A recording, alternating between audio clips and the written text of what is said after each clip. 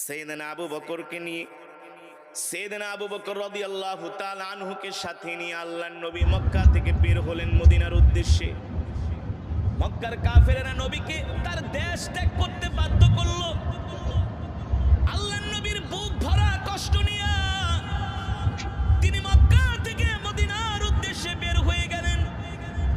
আরে মক্কা থেকে মদিনার দূরত্ব আর 20-30-50 কিলোমিটার না, ঠিক কিনা বলেন?